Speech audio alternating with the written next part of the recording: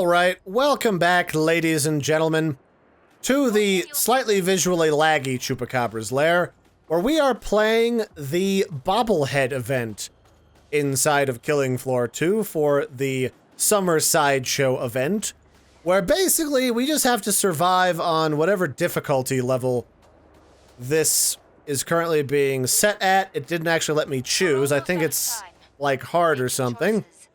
And everything inside of this particular game mode has a giant wibbly wobbly bobblehead that we can fart around with.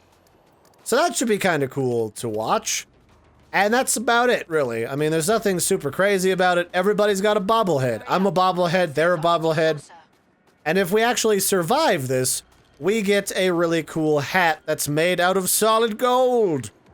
And I don't know if you know this about your friend Larry, the most delectable Chupacabra man, but I rather enjoy things that are delectably valuable.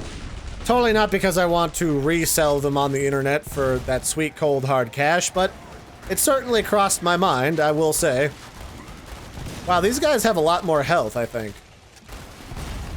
This is just bizarre looking. It's like I'm in some type of really retro arcade game, where everything just looks so much more cartoony by the simple advent of making their head the size of Narnia. Alright, I can certainly swing that, though. Let's just crisp all these horrifying bobbleheads up and see where we go from there. Alright, let's kill the sword swallower. Sword eater. Stop stabbing me. I need that butt to live, Jeremy. You asshole. Wow, this is just a clusterfuck. Are we gonna survive this? We need to go somewhere else.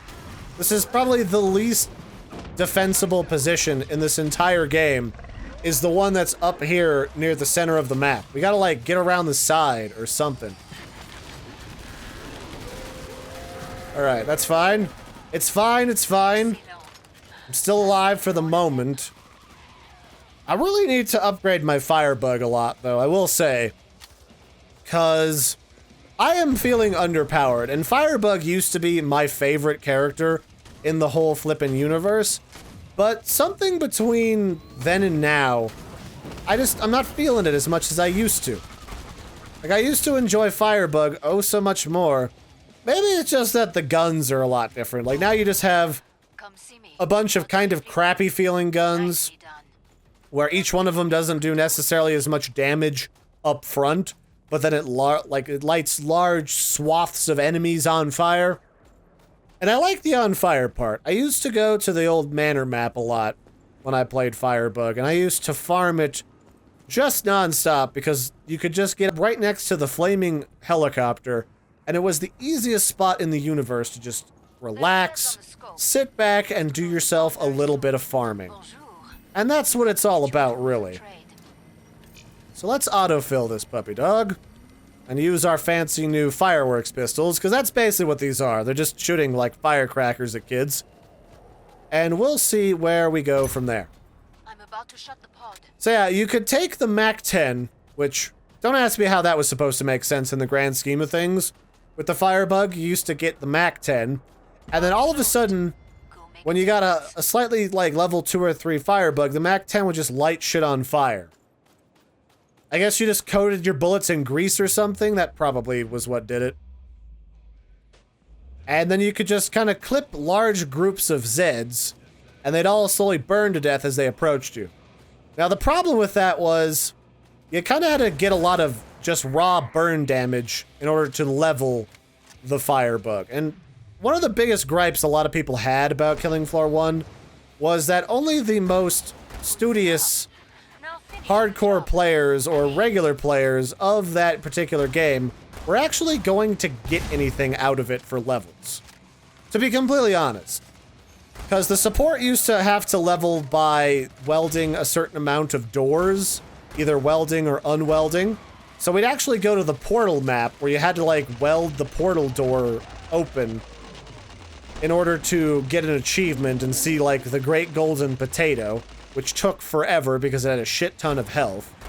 And we used to weld that open and weld it back shut again in order to level that particular perk, which was absolutely flippin' obnoxious, I will say.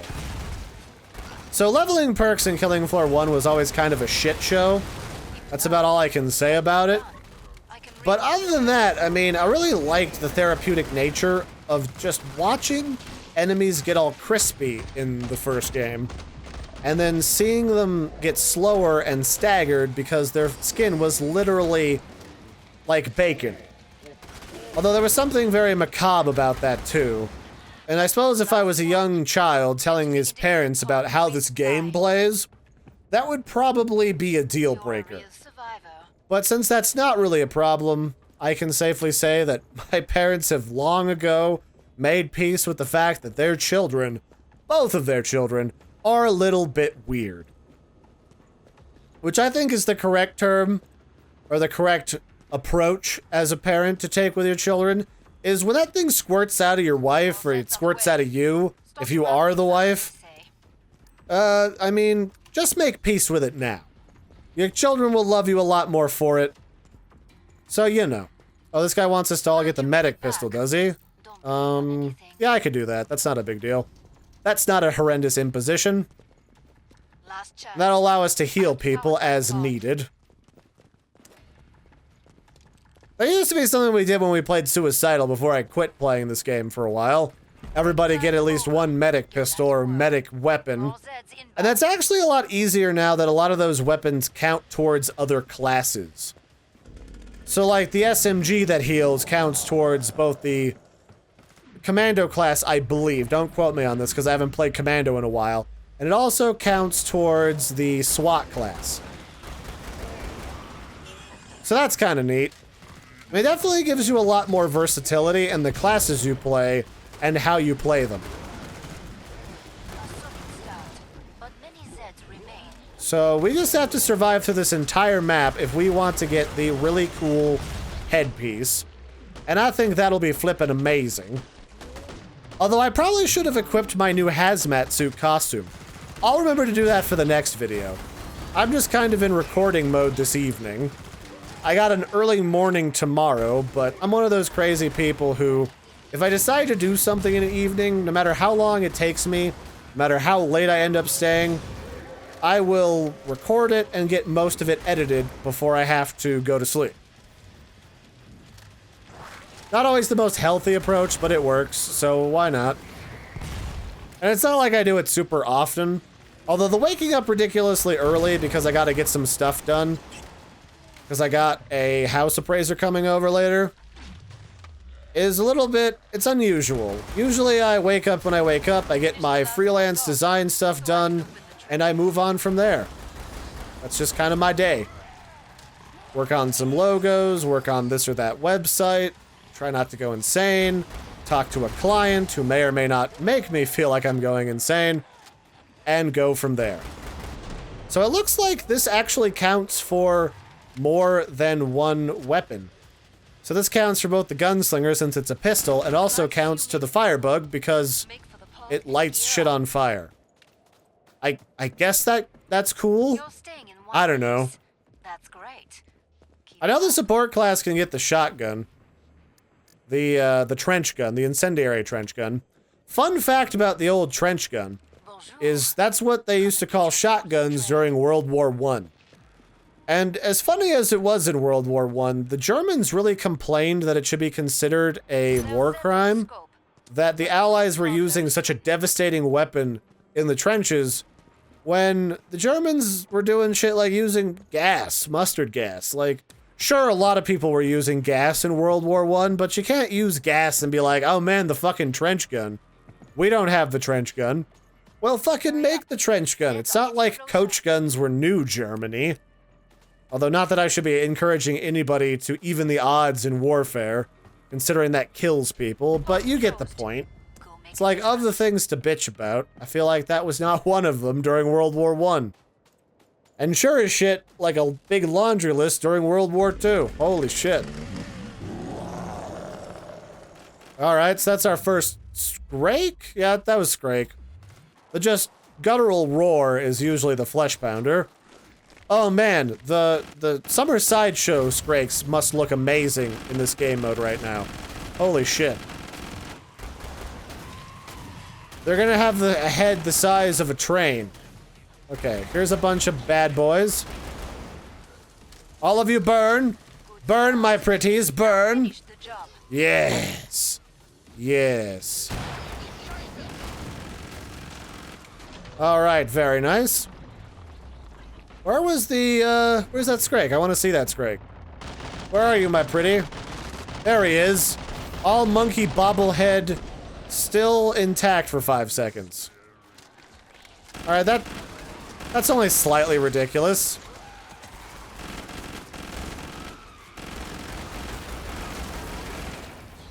Nope, you bitches gotta burn. You gonna burn today. You gonna learn you something.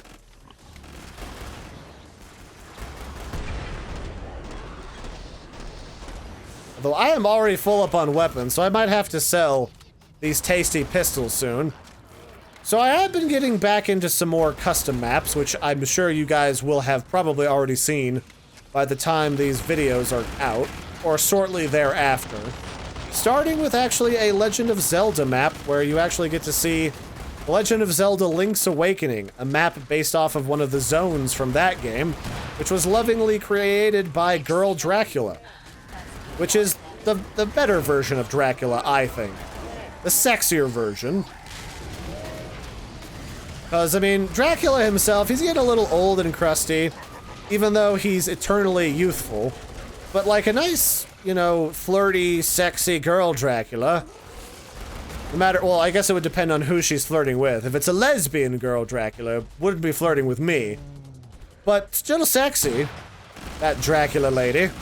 But she's the one that made that. It was one of her first forays into learning the Unreal Engine, which, as somebody who tried to fart around with the old version of the engine and make Killing Floor 1 custom maps, I can attest to how much of a pain in the ass that was.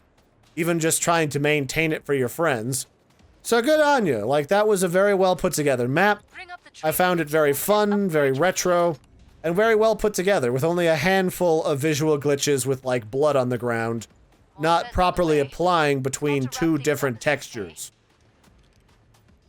So that was kind of cool. Check that particular video out. I should probably remember to link it or a different custom map at the end of this video on the index page, but you get the idea.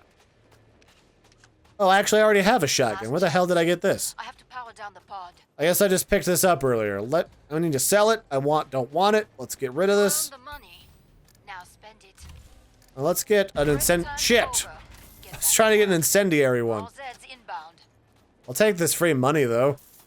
You could always use more money, even if you have, like, the most money out of anybody right now. So yeah, I've been getting back into more custom maps, as I'm sure a lot of people are aware. That's the whole point of bringing back this series a little bit more aggressively. Technically speaking, this series didn't really die at any point, but it was never a priority of mine to keep doing it. But since people seem to like it, I'll keep making it. Oh, is there a spawn point back here now? This used to be a big-time map for people to farm in. Like, we'd all sit back here in this corner and just kill things as they came from one of only two directions. From over here or over there. That would be a flesh pounder. That's the bad touch. That means I gotta go full-on juicy fruit here. Alright, burn, baby, burn! Burn, baby, burn! Burn, baby, burn! Am I doing alright for health? I guess I am. Let's switch and start helping to heal people. Oh, I guess I got ground to a pulp. Rip me. Does that mean I get kicked out, or do I just respawn again? Because next round is the boss, so I can pretty much just stick it out a little bit longer and I should be fine.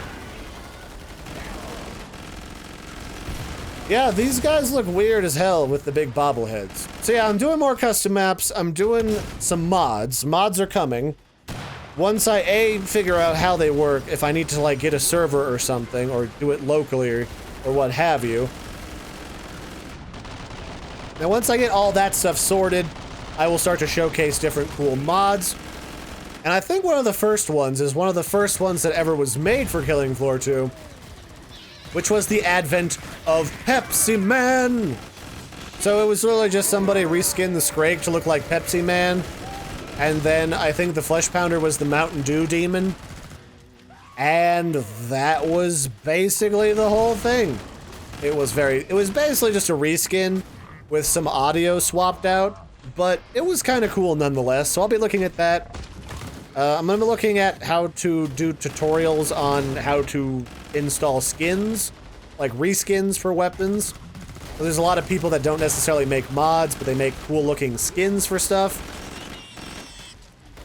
And yeah, no, all of that stuff should be pretty flippin' cool, and I'm looking forward to checking that stuff out. So I still have a shit ton of money, so that's good. That means I can get my guns. I'm not gonna get a microwave gun. So my reasoning with that now is that the microwave gun requires you to get a constant bead on an enemy, and they don't always behave themselves. So we're gonna get this, and we're gonna get a Spitfire, and we're gonna autofill them up, and that's gonna be our weapons. Oh, I'm gonna sell the cock gun. We're almost out of time.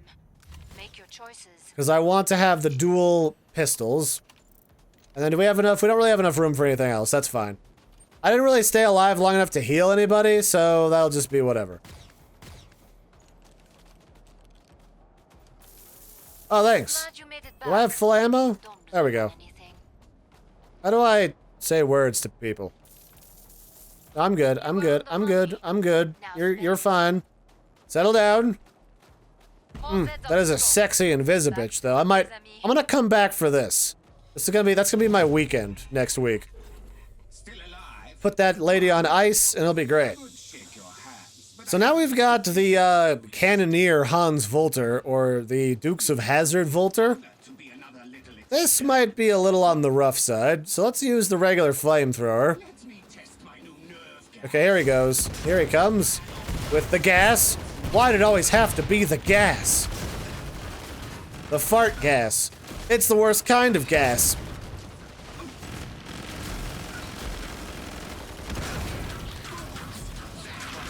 Alright, who's he gonna go after and suck dry? That's the question. Because basically, I think every boss in this game is probably gonna have phases. So in this case, I'm gonna guess that they're all probably gonna heal. At least until we get to see the Matriarch.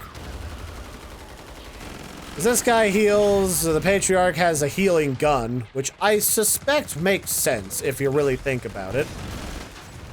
And it's actually kind of neat. But this guy sucks the life out of you, so I'm gonna guess the next boss that they release is probably not going to necessarily do that. Instead, I would imagine that he or she, I think it might be the Matriarch next, actually, oh, fuck off. Jesus. Oh, that's a bomb, that's a bomb, that's a bomb.